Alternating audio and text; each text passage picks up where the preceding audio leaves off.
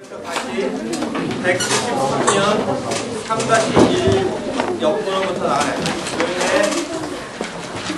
거기 소재기 방식에 있어서 앞에서 우리가 쭉 설명한 거 다시 한번 이제 총론적인 이야기를 끝내고 순서에 입각해서 설명을 쭉 하는데 이렇게 보면 전자소통이라고 그래가지고 자기 등록을 하고 인터넷으로 소장 같은 걸 다 제출하는 거야. 그래가지고 나름대로 획기적인 상황이 펼쳐져요. 물론 기존처럼 종이로 해서 하는 거가 가능한데 자기가 직접 지참해서 왔다 갔다 하기가 뭐하면 이런 문서 등을 인터넷을 이용해서 낼 수 있도록 되어 있어. 시스템이 구축되어 있기 때문에 지금 아마 그렇게 인터넷상으로 그게 가능하면 변호사 시장도 조금은 줄어들 것 같아. 그러니까 변호사가 물론 그 접수하고 그런 것 때문에 필요한 건 아니고 이 법률적 지식에 바탕을 둔 것 때문에 필요하지만 아무래도 젊은 세대는 이제 직접 인터넷에 접속해서 문서 채워가지고 휙 날려버리면 소장이 접수되는 식이 되니까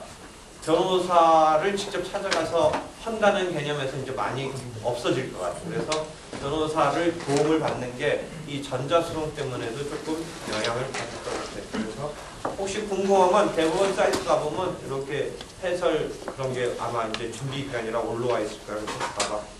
그리고 물론 평생 뭐 사건 하나쯤 하는 사람은 큰 그게 없지만 여러분이 뭐 어떤 회사에 입사를 했는데 마침 무슨 대출금 추심이라든지 외상대금 그런 거 업무를 담당하게 됐을 때 기존에 보다는 이제 이거 한두 번 요것만 해버릇하면 그냥 전자매체로 해서 그냥 소장 등을 날려버리니까 간편한 식으로. 그 다음에 3-2에 보면 소재기 전에 준비로서 가압류 가처분을 걸어놔야 되는 경우가 발생을 해요. 그러니까 우리가 가압류 가처분 개념은 한 번씩 했는데 이제 내가 뭐 대여금을 받으려고 한다든지 손해배상금을 받으려고 하는데 이렇게 해서 청구를 해서 판결문에 1억 원 줘라, 지급하라. 피고는 Y는 X에게 지급하라라는 판결을 받았어도 실제 Y한테 이 돈을 받기 위해서는 집행이라는 단계가 상정될 수 있어요. 이 판결문은 Y가 X한테 이런 돈을 줄 의무가 있다는 걸 확정할 뿐이에요.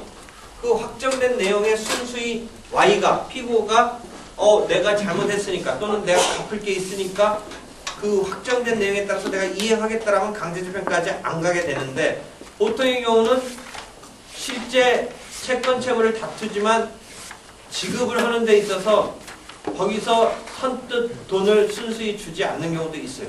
그 다음에 일반적으로 우리가 맞닥뜨리는 경우는 채무자가 실제 하는 재산이 거의 없는 경우가 뭐 더 일반적이겠지만 결국 자기가 돈 줘야 되느냐 채권자 입장에서는 돈 받을 권리가 있느냐를 판결 절차를 통해서 확정해 놓고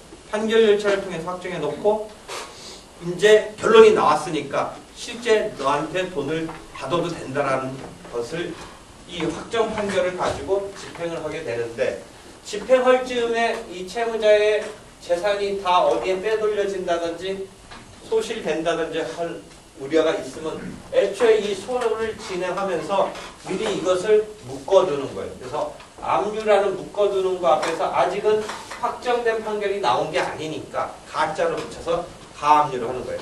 그러니까 확정된 판결을 가지고 정식에 집행을 할 때는 첫 단계가 압류를 해요. 묶어두고 그것을 경매를 해서 대금을 가지고 자기 채권을 해소하는 그 절차가 강제집행인데 지금 이 경우는 강제집행을 하는 데 있어서 확정된 판결이 아직 나온 상태는 아니니까 그렇지만 빼돌릴 우려 등이 느껴지니까 미리 그것을 탁 채놓는 거예요. 그것을 가압류라고 해요. 가압류는 이런 채무자의 재산을 묶어두는 건데 그 청구권이 일반적인 이런 채무를 바탕으로 그 채무에 대해서 확보하기 위해서 가압류를 거는 거고 원고의 채권이 이런 일반적인 금전채권이 아니고 특정한 대상을 가지고 예컨대 어떤 부동산이면 부동산에 대해서 이전 등기를 하라든지 부동산에 대해서 인도를 받고자 하는 싸움에서는 그 부동산 자체가 싸움의 대상인데 그게 딴 데로 팔려가면 안 되니까 가처분을 걸어요. 처분 금지 가처분. 그러니까 가처분은 자기가 싸움에 걸 그 채권이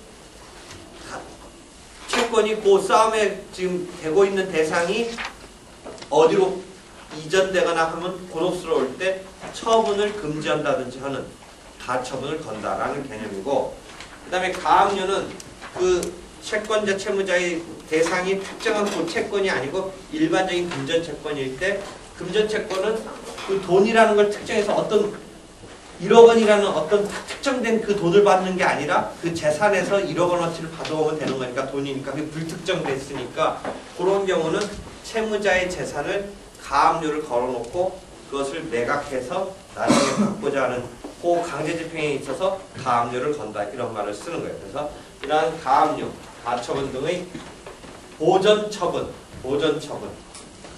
그러니까 집행에 있어서 집행 자체를 보전하는 처분 내지는 그런 보전소송을 내서 미리 그런 것을 확보해 두어야 나중에 채무자가 재산을 빼돌린다든지 그 계쟁, 싸움의 다툼이 되고 있는 목적물을 빼돌린다든지 했을 때 막을 수 있다라는 거예요. 그런 거 이해를. 그래서 소제기 전의 준비로 보전 절차가 머릿속에 딱 박혀 있어야 돼요. 이런 강제집행 보전 절차 등은 판결 절차 이상으로 중요한 거예요. 그러니까 판결 절차는 사실은 돈 받을 걸 있다 확정받는 것 정도는 오히려 문제되지 않고, 곤혹스러운 것은 실제 돈 받는 그 작업이 곤혹스러운 거예요. 그래서 순순히 빼돌린 거는 금방 발견될 수 있다면 민법적으로는 여러분이 뭐 있어요? 빼돌린 거를 회복시켜 놓는 게 사행위, 취소 소송이. 그래서 그 어디에 빼돌린 것을 회복시켜 놓고 뭐 재산을 확보한다든지 뭐 이런 게 민법에 있고 파산법에도 있고 등등 있는데, 하여튼 그런 재산이 있을 때는 거기다가 이제 강제 집행을 하는 건데, 그 재산이 있다고 해도 또 그렇게 되면 우리나라 사람들이 그렇게 순수히 자기 재산 뺏어가는 것에 대해서 채무자가 속수무책으로 당할 거 아니야. 그렇지도 않아요. 채무자 입장에서는 여러분 빚잔치라든지 뭐 이런 거, 그런 거 비슷한 게 엊그제 벌써 뉴스에 어제 나온 게 뭐예요? 부산 사는 사람이 있는지 몰라도 부산에 그런 제2금융권의 신용조합은행 같은 데서 영업정지 하기 전날 뭐 전날 밤까지 뭔가 관계에 있는 사람들은 돈을 다 빼갔다는 거 아니에요? 그죠? 그런 뉴스 봤어요? 어제 오늘 사이 뉴스 계속 나오잖아요. 어?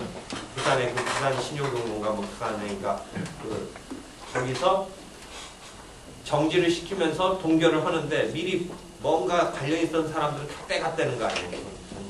그러니까 그게 뭐냐면 원래는 뭐예요? 묶이더라도 같이 묶이고 같이 n분의 1씩밖에 손해볼 거 일정한 비율 손해보고, 그게 파산이에요. 실은 여러분 파산이라는 거는 우리나라에서 가르치지도 않고 그런 책도 없는데, 채무자가 막 재산을 근근히 아주 챙겨서 모아놓으면 한 2천만 원어치 재산이 있는데, 이 채권자들이 X1, X2, X3가 각각 채권이 1억 원, 5천만 원씩 있다면 2천만 원이 파산되면 어떻게밖에 못 나눠갔냐면, 이 사람은 총 채권액 2천만 원 중에 1억 원인 2분의 1을 가져가게 되고, 이 사람은 4분의 1 가져가고 이렇게 4분의 1 가져가야 돼요.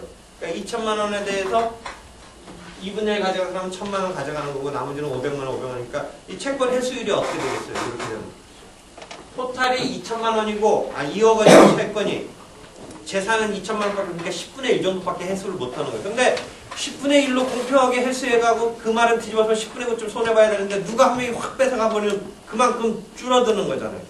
그러니까 어제 그 은행 사건도 보세요. 뭐 사람이 많고 막 액수가 커서 우리가 계산이 뭐 지금 해내라면 해낼 수는 없지만, 그 안 빼갔으면 나중에 그게 동결을 해놓고 다 해서 몇 분지 몇 %씩 가져가야 될 판이 벌어지는데 누군가 100% 다 빼간 거예요 지금. 그죠? 그 100% 빼간 사람 걸 누가 덤태기 쓰는 거예요. 나중에 줄어들어서 찾아오는 수밖에 없잖아요. 그러니까 이런 것을 공평하게 처리하기 위한 게 뭐예요? 공평한 청산을 위한 제도가 뭐예요? 파산법이 그거예요. 파산법이 공평한 청산이라는, 이게 파산법의 최고의 이념이에요. 공평한 청산을. 이걸 딱 스톱을 시켜요. 스톱을 시키고 법원이 채권자들의 채권을 신고받아요. 그 다음에 즉 법원이라는 건 파산관계인이 선임돼서 채권자들의 채권을 신고받아요. 그 다음에 한편은 채무자의 재산을 잘 확보를 해요. 빼돌린 거 있나 없나 해가지고 다 이렇게 해요. 그래서 여러분이 민법서 배운 채권자 취소권이 민법책보면 파산법에 와서는 부인권이라고 그래요. 부인이란 말은 뭐야? 우리가 부인이란 말은 뭔가 이것을 뒤집는다, 부정한다니까 이 거래를 부인해서 회복시키는 거예요. 그러니까 그것을 민법에서는 채권자 취소권이라고 부르고 파산법에 보면 부인권이라고 그래요. 그래서 부인권을 행사해서 빼돌린 거. 그때 이 빼돌린다는 말은 우리는 빼돌린다라는 것은 나쁜 의미의 빼돌린 거는 당연히 빼돌린 거지만 여러분이 거기 민법에서도 혹시 그런 말 배워봤어요? 편파변제.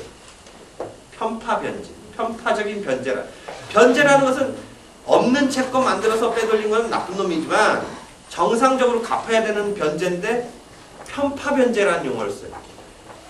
어제 그 은행에서 돈 찾아간 사람이 자기 예금이니까 찾아간 거 보면 나쁜 건 아닌 것 같으면서도 왜 나빠지는 거예요?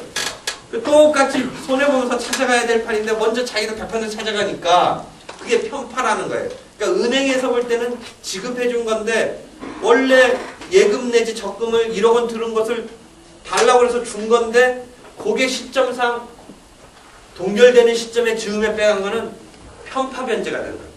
갚은 사람 입장에서는 편파적으로 변제한 거예요.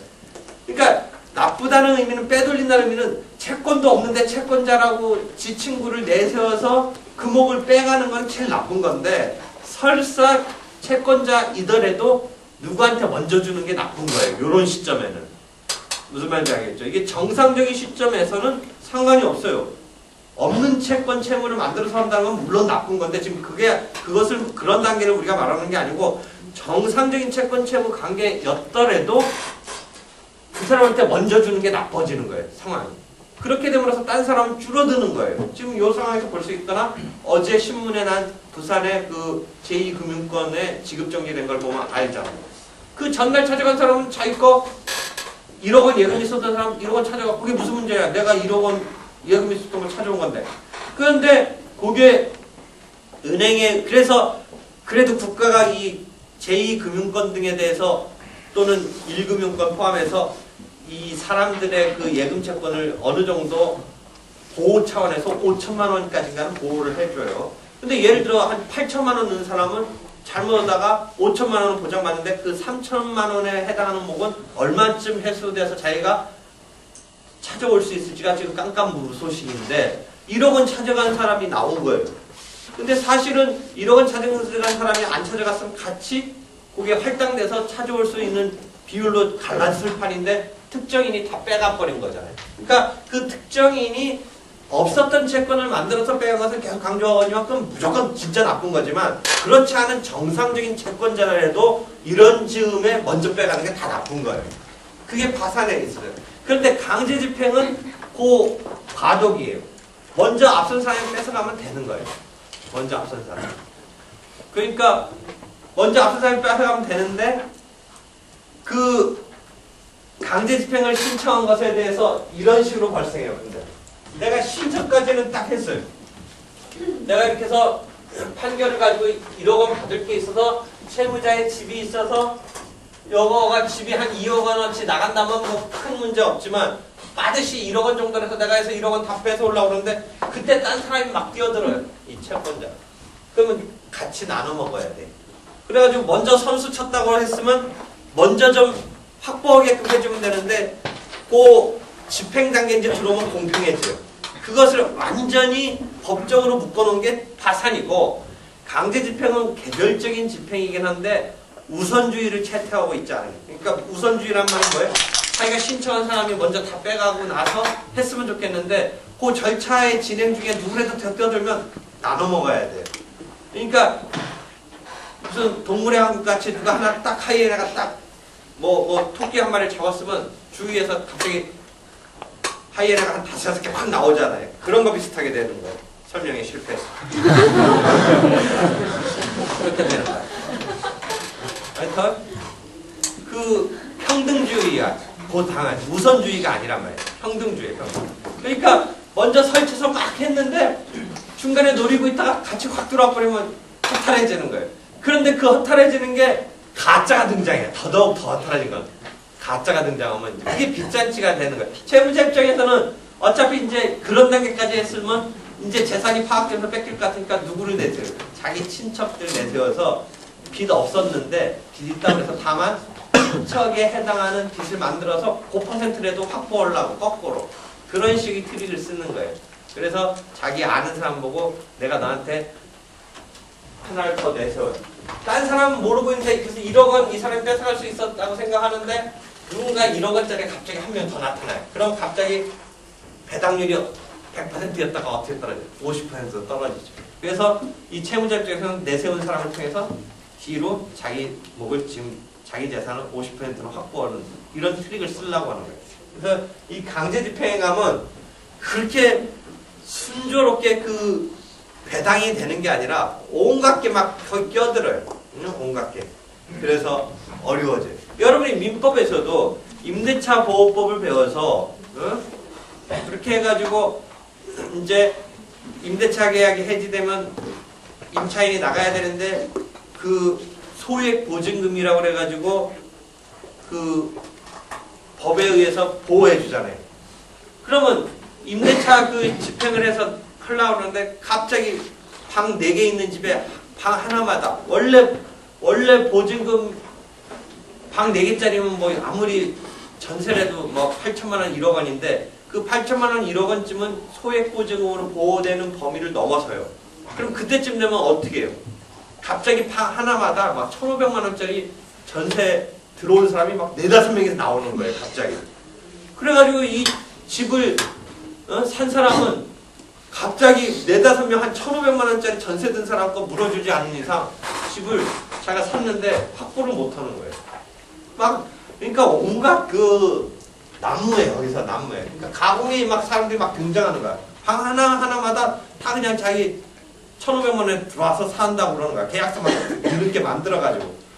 응? 그러니까 1,500만 원, 2천만 원, 뭐 근데 정확히 모르지만 그건 소액보증금이라 해서 최우선 소액보증금으로 해서 지역마다 조금 틀리지만 아마 보장되는 그 금액일 거예요. 그렇게 해가지고 방 4개짜리 집을 4명의 막 임차인이 등장하면서 그 사람들한테 1,500만 원, 2천만 원씩 다 물어줘야 돼. 뭐 그런 상황이 벌어지는 거예요. 하여튼 그래요. 그래서 이런 집행법과 파산법 이게 상당히 어려운 부분인데 거의 다루지 않고 있어요. 그 다음에 특별 절차 이미 설명한 바가 있어요. 독촉 절차라는 독촉 절차의 특징은 뭐였었어요? 피고에 해당하는 채무자를 원고에 해당하는 채권자와 함께 법정의 변론에서 서로 변명을 펼치길 준 채 어떤 결론을 내리는 거예요? 주지 아니한 채 그대로 신청자인 채권자의 주장대로 채무자인 피신청인한테 갚으라고 날리는 거예요. 후자예요. 변론이 없는 거예요. 그러니까 여러분이 이제 무슨 확실한 채권 관계가 있을 때 그런 금전적인 채권에 대해서는 굳이 소송을 내는 것보다 이 독촉 절차를 이용해서 법원이 지급 명령을 내리는 이 절차를 이용하는 게 신속 저렴해요. 변론이라는 과정이 없으니까. 그래서 그렇지만 그 지급 명령에 대해서 채무자인 피신청이 그런 내가 갚아야 될 상황에 대해서 이의를 해버리면 소송으로 가는 수밖에 없기 때문에 학기 초에 이야기했듯이 그 사건의 흐름이 어떻게 전개될지를 스스로 잘 판단해서 채무자가 반박하지 않고 즉 이의하지 않을 거라면 이게 간이 신속한데 채무자가 다투리라고 보인다면 굳이 이 절차가 쓸모없는 절차로 괜히 밟게 된 상황이 벌어져요. 어차피 소송을 직접 가는 거가 더 나을 수도 있어요. 그렇게 전개될 거라고 파악되면. 그러니까 그걸 잘 판단해서 해야 되죠. 그 다음에 모든 사건에 이런 독촉 절차를 이용할 수 있는 건 아니고 금전적인 청구 같은 거에만 이용할 수 있는 거예요.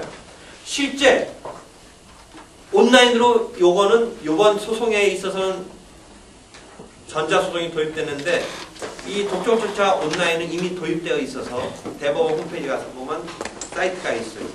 그러니까 금융권 같은 데서는 이 제도를 곧잘 이용하죠. 왜냐하면 금융권 같은 데서는 돈 빌려준 것을 채무자가 확실히 영수증, 차용증, 그 계약서 등에 의해서 확보하고 있기 때문에 채무자가 사실상 못 갚고 있지 뭐 빌린 적 없다라고 다툴 확률은 없는 그런 사건들을 대부분 갖고 있는 거니까 이 독촉 절차를 많이 이용할 거예요.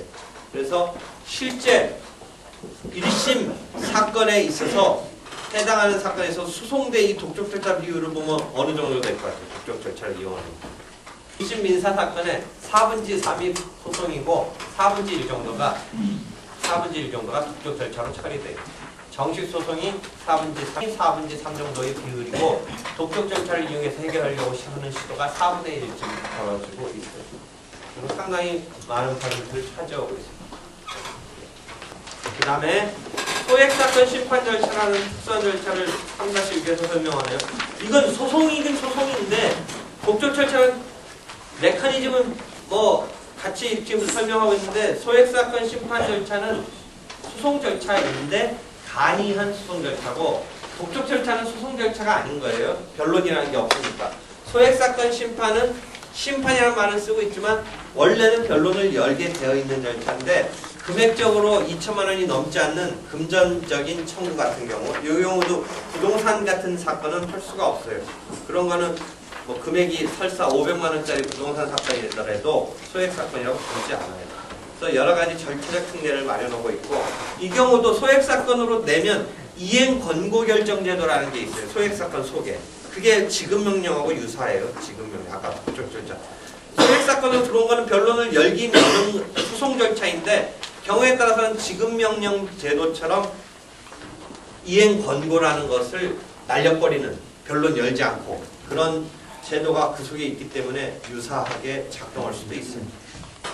이 소액사건도 퍼센트가 상당히 소액사건이 소송사건 속에서 몇 퍼센트 정도냐면 이게 70%가 좀 넘어요.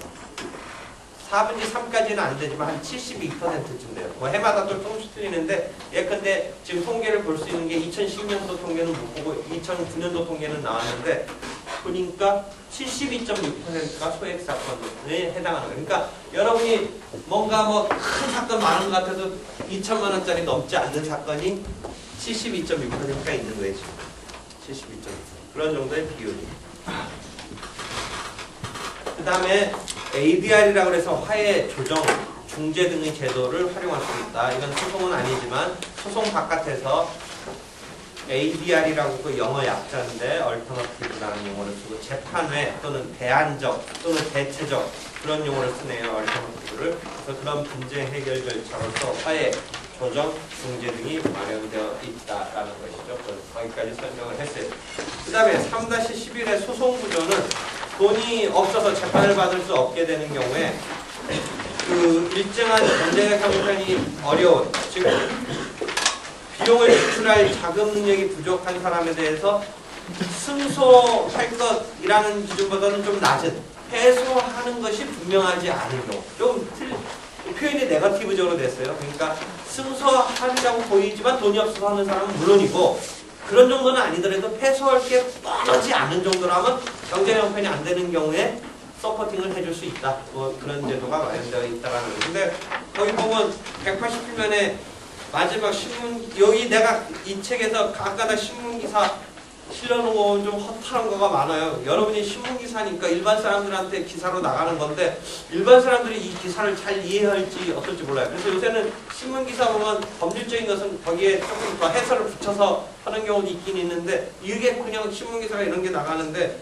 사람들이 이걸 잘 이해하고 읽는지는 어떤지는 모르겠는데 여러분도 이해하고 뭐 법을 배우니까 모르는지 몰라도 이것도 신문기사인데 이거 왜 여기다 해냐고 황당한 사람이에요. 한국그룹 회장이라고 혹시 기억하는지 모르겠는데 무진장 한 10대 20대 그룹이었었어요. 그 사람이 뭔가 횡령하고 배임하고 뭐 하다가 쫄딱 망했는데 요새도 재기한다고 뭐 하고 그런 사람들 항상 우리가 이 사람뿐만 아니라 뭐 쫄딱 망해도 또 어딘가 돈은 왕창 있다고 다 생각하는데 이 사람이 지금 소송에서 소송구조 신청을 했나봐요. 그러니까 이 기사가 나온 거 같아요. 그러니까 이 사람도 뭔가 쫄딱은 망해서 앞에서야 돈 없겠지만 그렇다고 소송구조 신청하니까 법원이 좀 허탈한 것 같아요. 그런 사건이. 허탈한 사건들 많아요. 여기. 내가 허탈한 신문기사 같은 거 많이 모았는데 내가 허탈한 거 많아서 예상 못한 뭐 그런 류의 사건들이 간혹가다 나오는 거. 그 다음에 소의 그 다음 단계. 거기까지 소송구조까지 질문 있으면 하세요. 소송구조에서까지 일단 질문 있으면 하세요. 앞에 재미난 건 14면 15면 보세요. 14면 15면. 얼마짜리 소송이에요?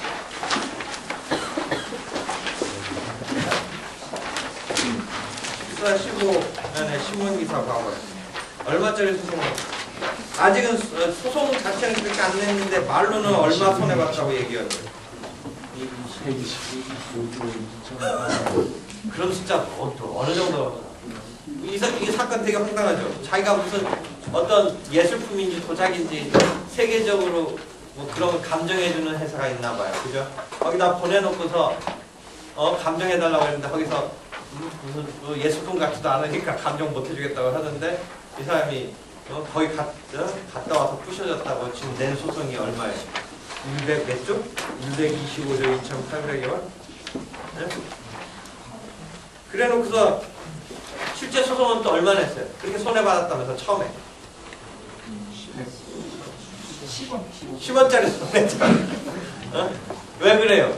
처음부터 손해본 거대로 하려면 인지를 얼마 붙여야 돼? 225조 얼마를 붙이려면 인지만 얼마 붙일까?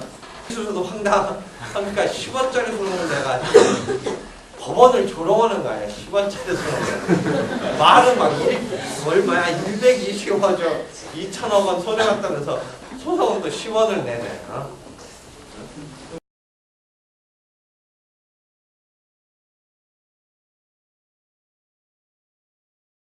그럼 그 다음에 진도 계속 나가요. 소에 이제 제기가 되고 이런 상황에서 적법이라고 표현을 했는데 결국 소가 적법한 단계를 지나서 본안 판결을 하니까 소의 적법이라는 것은 소송 요건을 따지는 거예요. 소송 요건. 우리가 소가 제기되면 지금 다시 하나하나 검토하는 거예요. 소가 제기하는데 지금 조각가 챕터에서는 소제기에 있어서 사전적으로 보전 처분을 건다든지 또는 소 말고 다른 제도 뭐 이용하는 이런 것들을 일단 설명했고 그 다음 단계에서 이제 소가 정식으로 들어왔을 때 적법 여부를 따지는데 이게 이제 소송 요건이라는 용어를 쓰죠. 형사소송에서는 소송 요건이라는 용어보다 소송 조건이란 말을 쓸 거예요. 아마 소송 조건.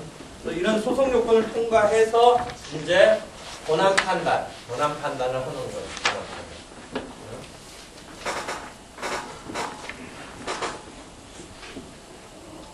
소송 요건은 본안 판결을 하시는 전제 요건이죠. 그렇지만 이 소송 요건과 본안 판단이 딱 단절돼서 소송 요건을 먼저 뭐 첫 변론기일에 심사를 마치고 그게 통과해야 본안으로 간다 이런 개념은 아니고 이 관념적으로 선행적인 거지 이 물리적으로는 먼저 선행적으로 판단을 하는 건 아니에요. 그러니까 변론에서 변론을 열면 변론을 진행하는 와중에 이 소송 요건과 본안의 심리가 어우러지면서 심리가 되는 거지 첫날 변론기일에 소송 요건을 먼저 다 정리해서 따져보고 나서 통과해야 이제 본안에 어떤 변론을 펼친다 이런 개념은 아니다. 그렇지만 관념적으로는 나중에 본안 판단을 하기 위해서는 반드시 소송 요건이 오케이 돼야지 하는 거지 소송 요건을 못 통과하면 결국 그 단계에서 부적법 각하되는 것으로 그치는 것이다. 본안이라는 원고의 청구가 인용되느냐 원고의 청구가 기각되느냐는 본안적인 판단인데 소송 요건을 못 통과해 들어가면 그 단계를 가지 않고 부적법 각하시킨다. 그것을 소송 판결이라는 용어라는 우리가 배웠어요. 그렇지만 소송 판결도 판결이죠.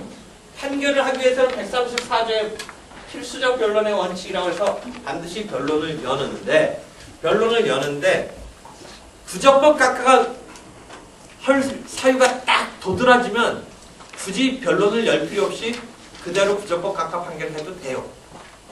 그러니까 원래는 판결이니까 본안을 포함해서 소송 판결도 판결이니까 변론을 열어야 돼요. 그래서 134조의 필수적 변론의 원칙에 의해서 변론을 열어야 돼요.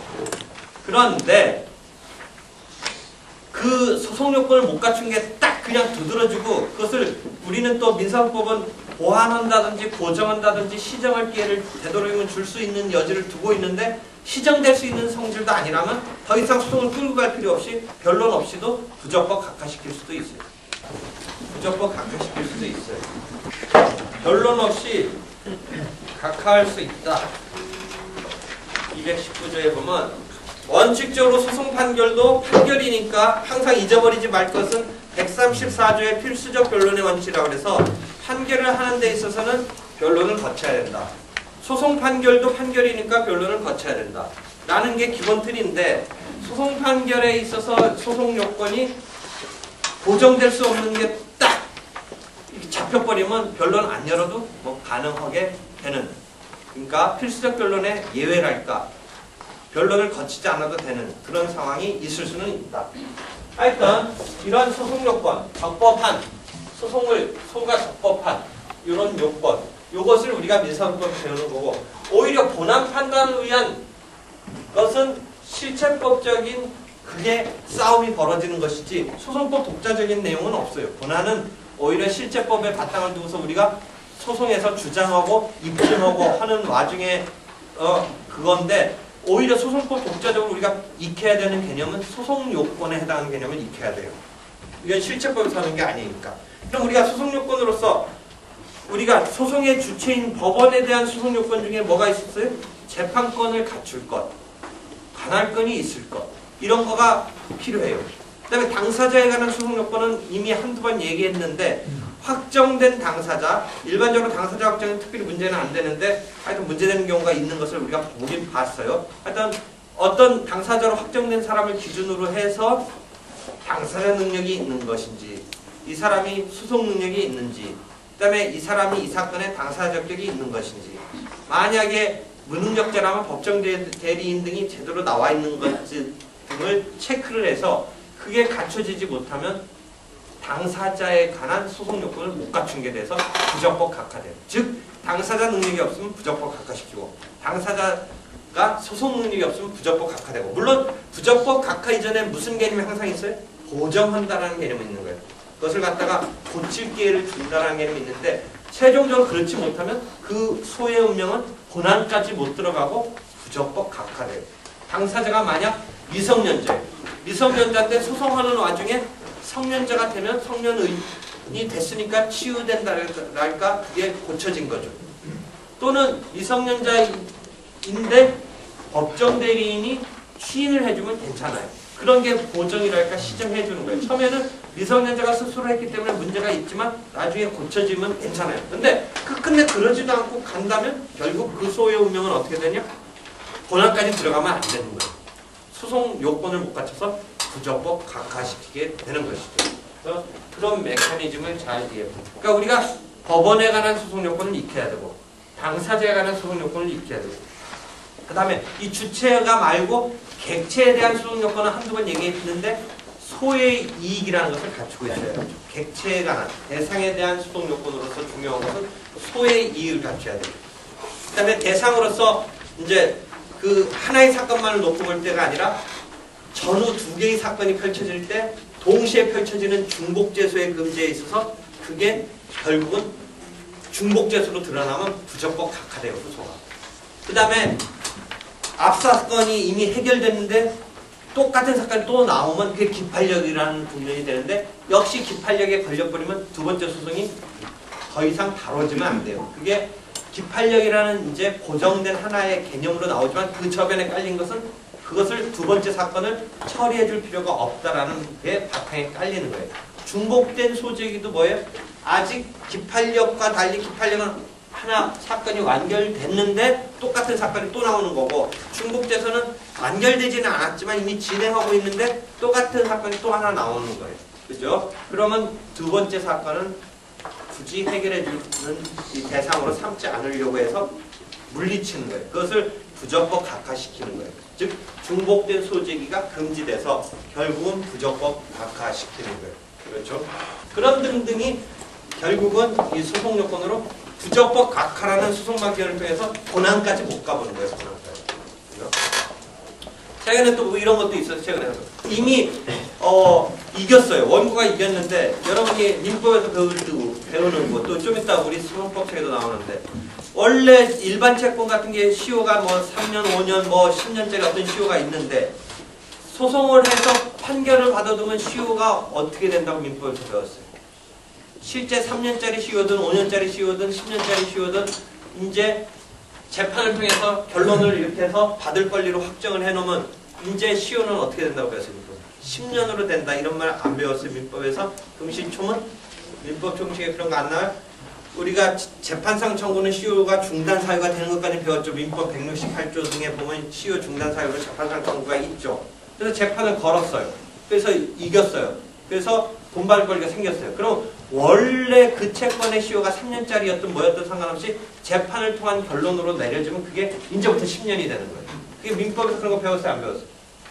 민법 총칙 조문 찾아봐. 168조 그 언저리에 이제 보면 일단 168조에 보면 민법 총칙을 보면 민사소법 찾지 말고 민법 조문에 168조가 어디를 보면 재판상 조문은 아마 청구라고 나왔을 거예요. 청구. 즉 재판상 청구는 시효 중단 사유라고 이렇게 되어 있어요. 그죠? 거기까지는 이해됐죠. 시효를 중단시킨다는 의미.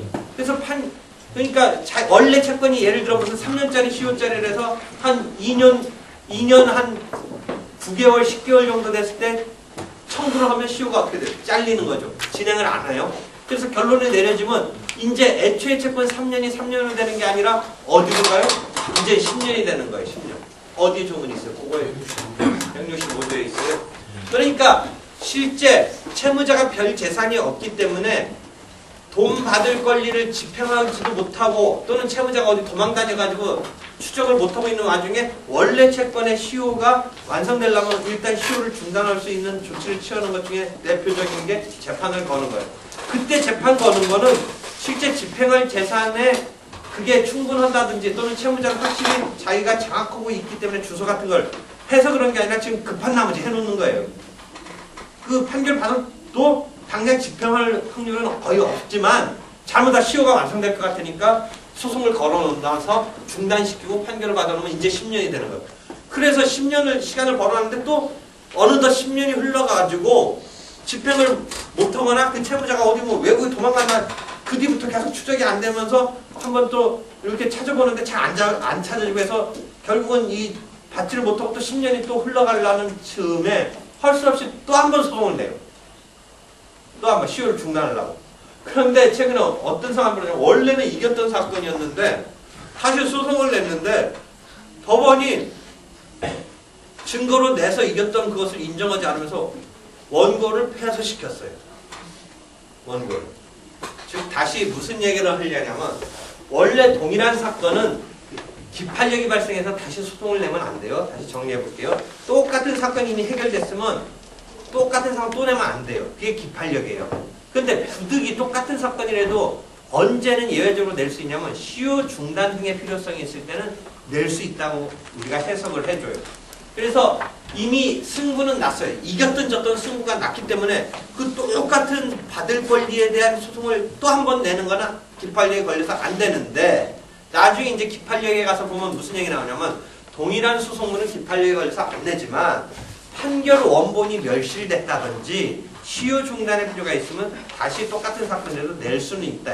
그렇지만 그때 똑같은 사건을 다시 낼 수 있는 이유는 중단시키려는 거지 그 실질적인 심리를 다시 받으면 안 된다. 라는 기판력의 본래의 취지에는 따라야 돼요. 근데 두 번째 재판부가 갑자기 원래 차용증 의임장 이런 거 대출받고 뭐 헌 것을 인정을 안 하면서 원고 돈 받을 권리 없다라고 하면서 문제가 터졌어요. 그래서 잘못된 판결이다. 그러니까 시효를 중단시키는 것 때문에 낸 거고 그 낸 거는 냈으면 실체 심리를 들어가면 안 되고 그냥 원고 이겼던 걸 확인해주는 의미로 한번 우리가 뭐냐면 재발급하는 정도의 의미로만 해줘야 되는데 이게 재발급하는 정도로만 지금 한 게 아니라 다시 심리를 해가지고 이번에 거꾸로 승부를 뒤집어 놨어요. 그래서 문제가 터졌던 사건이 나왔는데 다시 정리한다면 기판력은 동일한 사건에 있어도 두 번째 사건이 등장해서 다시 판단받을 필요는 없는 게 우리가 딱 잡혔는데 예외적으로는 다시 내는 것까지는 허용해주는 게 시효 중단 같은 경우는 있다. 그렇더라도 실제 심리를 하면 안 된다. 고난까지 가버려가지고 말가름을 다시 타치면 안 되는데 그런 사건이 나왔어요. 하여튼 그래서 그런 걸 우리가 하나하나 익힐 거예요. 그래서 첫 번째 등장하는 게 이제 이러한 소송 요건 중에 그 다음부터 이제 법원과 당사자에 관한 소송 요건을 배우는데 하여튼 소송 요건은 그런 거다. 그래서 소송 요건이 흠이 있어서 못 갖추면 결국 소송 판결로 부적법 각하한다. 부적법 각하한다. 소장 자체를 부적법 각하하는 거하고는 헷갈리지 마라. 소가 제기되면 이름 3단계의 심사를 받는다라고 관념적으로 생각하면 된다. 첫 번째 소장 자체의 심사를 받아서 판단을 받고, 두 번째가 소송 요건에 대한 판단을 받고, 세 번째가 이제 본격적인 싸움인 본안에 관한 판단을 받는데, 소장은 애초에 한번 심사돼서 거기서 못 통과하면 부적법 각하시키는데, 그때도 부적법 각하라는 말이 나오는데, 소장에 대한 부적법 각하는 그 재판의 종류가 뭐라고 그랬어요? 명령이라는 용어를 쓴다고 그랬잖아요. 근데 소송 요건에 관한 것은 재판의 종류가 뭐예요? 판결을 쓰잖아요. 소송 판결로서 부적법 각하. 이러한 소송 요건은 소송 요건에 대칭되는 본안에 관한 당사자가 뭐 빌려줬네, 뭐 변제했네 이런 거는 앞에서 뭐가 작동을 해요? 당사자가 주도권을 쥐는 변론주의가 작동을 하고, 그 다음에 이런 청구 자체의 단위에서는 처분권주의가 작동하는데, 이 소송 요건은 그거와 좀 달라요. 본안의 판단을 위한 게 아니고 소송 요건은 법원이 직권적으로 해요. 그래서 직권조사사항이라는 용어가 나와요. 소송 요건은 직권조사사항이다. 직권으로 챙겨서 살펴주어야 하는 거지, 변론주의처럼 당사자에 대한 뭐 그런 것을 맡기고 있는 건 아니다. 그렇지만 그 직권조사사항의 의미가 뭐냐에 대해서는 또 논란이 있어서 되게 복잡을 해요. 그 직권조사사항에는 다분히 변론주의적인 운용이 필요한 소송요건도 있어요. 그래서 그 단계까지 가면 되게 복잡해지는데 일단 잊어버리고 직권조사해야 된다라는 것만 일단 이해하세요. 그래서 직권조사를 해서 고정될 수도 없다면 결국 소송요건을 갖추지 못한 것으로서 부적법 각하시킨다 라는 그 메커니즘을 소송요건에서는 직권조사사항, 그 다음에 부적법 각하시킨다. 요 틀을 일단 머릿속에 딱 넣고 있어야 돼요. 그럼 어떤 게 소송요건이냐? 그걸 하나하나 이제 보도록 해요. 지금 그래서 4-8까지 설명이 된 거예요. 4-8까지. 그 다음에 이제 항목 바뀌어서 개개의 소송요건 중에 법원에 관한 소송요건인데 재판권과 관할권이란 말이 나와요. 재판권과 관할권. 재판권은 관할권보다 상위 개념으로 일단 이해하세요. 재판권은 국가의 입법권, 사법권 할 때 그 사법권이에요. 국가의 권력이에요. 하나, 행정권, 입법권, 사법권 할 때 사법권에 속하는 권력이에요. 그래서 이때의 재판권은 국가와 국가 간에 누가 이 사건을 담당하느냐의 사법이라는 권한을 국가 간에 어떻게 행사하느냐에서 나오는 개념이에요. 재판권은. 그 다음에 관할권은 우리나라가 재판권이 있다는 전제하에 우리나라 속에서 어떤 법원이 그 사건을 담당하느냐 이런 개념이에요. 그러니까 재판권은 우리나라와 어떤 딴 나라의 개념으로 일단 이해하고 관할권은 우리나라 속에서 어떤 법원이 담당하느냐 이 개념으로 일단 이해하고, 그때의 재판권은 그러니까 국가의 권력인 사법권이니까 국가 간의 문제다, 권력의 문제다 이렇게 이해하면 돼요.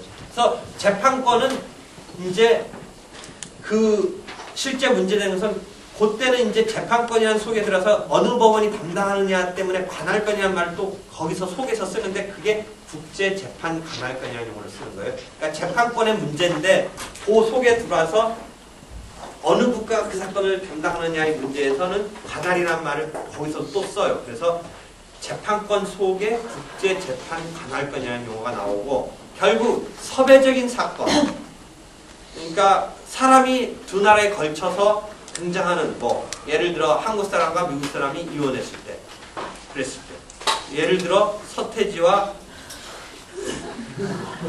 누구지? 이지아가 미국서도 무슨 이혼을 했다는 뭐 그런 거 하는데 지금 한국서도 또 그러니까 미국에서 그 사람이 한 명이 뭐 미국 시민권자였는지 또는 미국은 속지주의로 이혼 사건을 다룰 수 있는지는 뭐 찾아봐야겠죠. 그 주마다. 근데 이게 한국서도 내려면 낼 수도 있어요. 또는 뭐 비행기가 한국 사랑이 탄 비행기가 뭐 중국 비행기인데 추락을 해서 죽었어요. 그러면 이게 한국서 손해배상을 내야 되는지, 또는 비행기 자체는 중국 거니까 중국에서 내야 되는지, 뭐 이런 거예요. 무역 거래를 했는데 어느 나라 국가에서 하느냐, 이게 관할권이에요. 그 다음에 그 법원이 국제재판 관할권이라고 해서 정해지면 실제 미국 사람과 한국 사람 했는데 이혼 사유가 미국 법과 한국 법과 틀리다고 쳐봐요. 예를 들어 성년이 안 되면 혼인을 독자를 못한다 했을 때 성년 나이가 틀릴 거 아니에요, 나라마다. 그랬을 때 그 실체법을 어느 나라 국가법을 하느냐에 따라서 이게 달라질 수가 있어요. 혼인이 무효가 될 수도 있고 아닐 수도 있는 거죠. 그런 등등의 실체법을 어느 나라 국가의 법을 가지고 재판을 할 거냐는 또 다른 문제예요. 지금 우리가 지금 소송법에서 얘기하는 것은 어느 나라 국가가 관할 재판을 할 거냐를 얘기하는 거고, 그 재판을 하는 국가로서 우리나라 법원이 실체법을 어떤 걸 적용하느냐는 또 별개의 문제인데, 그것을 따져주는 게 여러분이 혹시 학부 때 배우는지 모르겠는데 저촉법이라고 해서 국제사법이라는 개념 들어봤어요? Conflict of Law라고 그래가지고 그 저촉법이라고 해석하는데 영어대로 해석하면 국제사법이라고 해서 준거법, 그러니까 어느 나라 법에 의해서 이 재판을 할 거냐, 그런 것을 정하는 법이 있어요. 그러니까 예를 들어 중국의 사람도 요새 또는 베트남 사람 한국에서 많이 국제 결혼을 하는데 이혼의 사유가 나라마다 좀 틀리고, 우리나라는 이혼 사유가 안 되는데 그쪽은 된다든지, 또는 그쪽은 뭐 종교적으로 우리로서는 뭐 괜찮은 사유인데 거기는 이혼 사유가 된다든지, 이런 걸 상정해 봤을 때 어느 국가의 법을 써느냐도 중요하지만 어느 국가의 법, 그 두 당사자가 관계된 나라 중에 어느 나라 법을 적용하느냐가 중요할 수가 있거든요. 그랬을 때 그런 거를 정하는 법이 등장하는데, 여기서 우리는 일단 재판권의 문제만 얘기하는 거예요.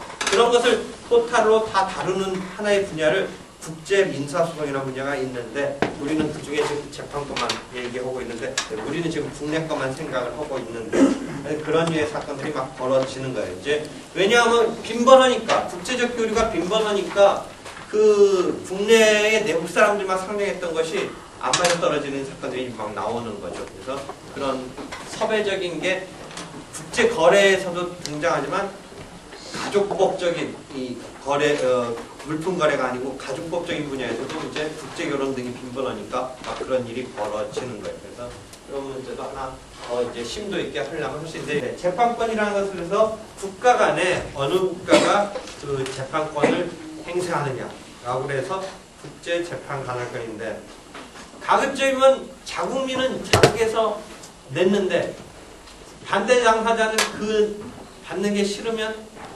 관할권이, 국제재판 관할권이 이 나라에 없고 딴 나라 가서 하자라고 주장을 하는데, 대부분 자국 내에서 자국민이 낸 거는 받아주고 우리가 재판권이 없다라고 하면 그 사람 어디 딴 나라 가서 재판받으라고 하는 꼴이 되니까, 대부분은 여기서도 어떤 국수주의랄까 애국주의랄까 그런 게 작동을 해요.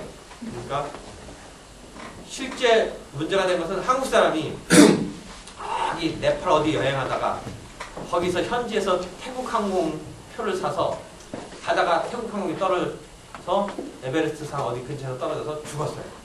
한국 법원에 냈어요. 그랬더니 그 태국 항공이 한국과 아무 상관도 없다는 거예요. 사람만 한국 사람이지 표도 어디서 샀어요? 여기 어디선가 중간에 한국서 사지도 않았어. 어디 가서 샀어. 어디 가다가 샀어. 그 다음에 항공사도 네팔 거야.